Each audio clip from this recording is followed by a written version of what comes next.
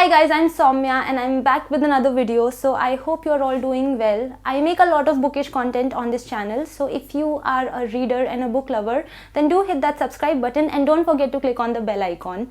So in today's video, I want to share my thoughts on some popular books that I read in the past few months. And these are 5 books specifically that I want to talk about, and these are my mini reviews.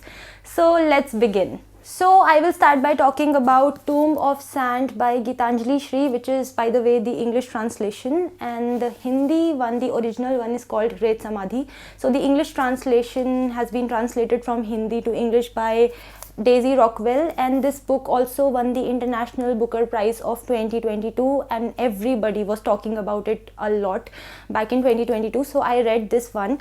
So as you can see, the original book is actually just 370 pages long, and the translated version is over 700 pages, so it's a long read. This is a partition story, and it's a story about an 80-year-old woman who goes into depression after her husband's death, but then eventually she comes out of her depression and she starts living her life on her own terms. Her family members also accommodate this because they respect her old age, but eventually what happens is she expresses her wish to go to Pakistan.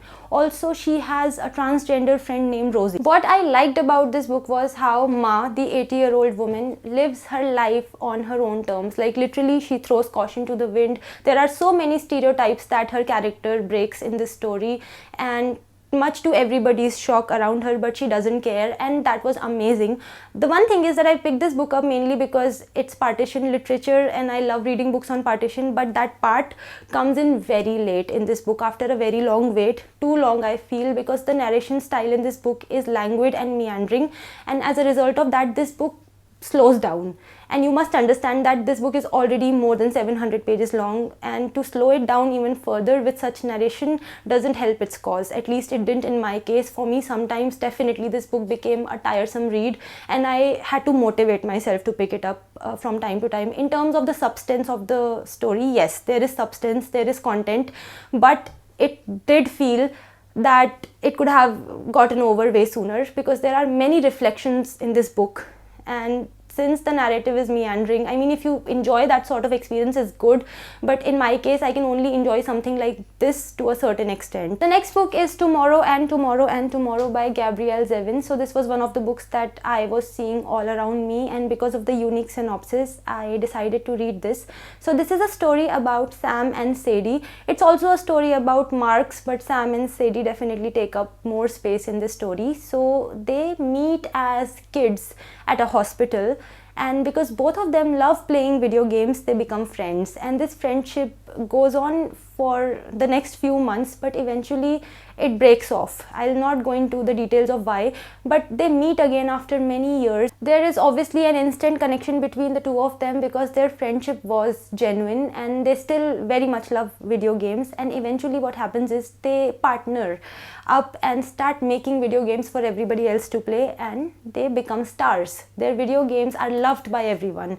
So that's what the story is about, their dynamics over the years that follow, and their experiences individually as well as with each other. So this was a very, very engrossing read, a complete page turner, although the characters were frustrating, especially Sadie. Personally, for me, I found her quite frustrating as a character. She's a brilliant character, very inspiring, but as a human being, I thought that she was a bit tiresome, and Sam was irritating in his own way. But the good thing about this book is that it kept my interest intact, and it was such a unique read. I am not a gamer, I don't play video games, so it was a completely new world for me. So this book also addresses a lot of social issues. Now that, together with all the complications going on in the characters' lives, made sure that this book had a lot of drama going on. As a result of that, I was not bored even once, despite the frustrating characters. Overall, reading this book was a good experience for me. There was so much happening. The next book is Aristotle and Dante Dive into the Waters of the World by Benjamin Alirez-Sians. So this is the second book after Aristotle and Dante discover the secrets of the universe. I have such fond memories of that book. It's a lovely book. Please do read it if you haven't already. And this is the second book after that, so you can only read this book once you have read that one.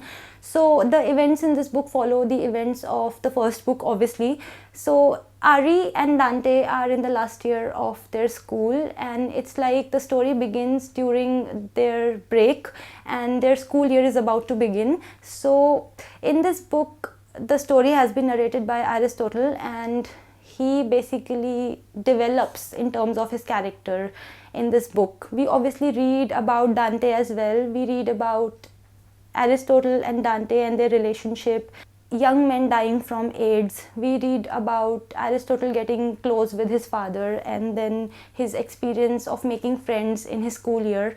Overall, the book is very, very wholesome. It made me cry unexpectedly. When I was reading this book, I thought it was going to be all smiles for me, but eventually there came a point where I cried as well. This is a very positive, light read. Yes, it does get heavy, but the overall vibe of the book is quite positive and wholesome, so it is a light read in my opinion. The next book is Life Ceremony by Sayaka Murata. So this is a collection of 13 short stories, and the reason I picked this book up was because I loved Convenience Store Woman by Sayaka Murata, and after I picked this book up and started reading it, I walked into a trap. Literally, because I hated this book. I have no other way to say it. So all these stories are so weird. You know, there is good weird and then there is creepy weird. So the stories in this book fall into the creepy weird category. So some stories were okay-ish. I was able to digest the weirdness in them after some effort, but others were just a pain to get through. Some stories in this book legit promote cannibalism, normalize it, which I mean, I don't have that kind of sensibility. As much as I respect creative liberty, I think there is a point where one should draw a line, and this book definitely crossed that boundary. The next book is I Want to Die But I Want to Eat Tteokbokki by Baek Se-hee, and this is a book in which the author has recorded her sessions with her psychiatrist over a period of 12 weeks and presented them in dialogue form in this book for the readers. So the author suffers from a condition called dysthymia or persistent mild depression, and so we read about how she expresses her thoughts and concerns and her triggers to the psychiatrist, and the psychiatrist gives her feedback and the author processes it. Towards the end of the book, the author has also shared her entire takeaway from this process. We get to read about the psychiatrist's thoughts as well.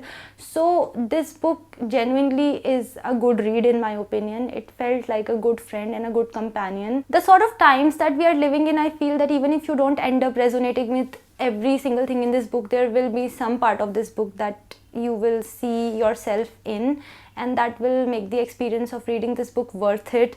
And if you want to read mental health literature that is not going to be very heavy but will still deal with something important, I think this is a book that you can consider picking up. So that was it guys, those were my mini reviews of these really popular books. Let me know if you have read these books and what are your thoughts, and if you would like to read them, then also let me know. I look forward to your comments.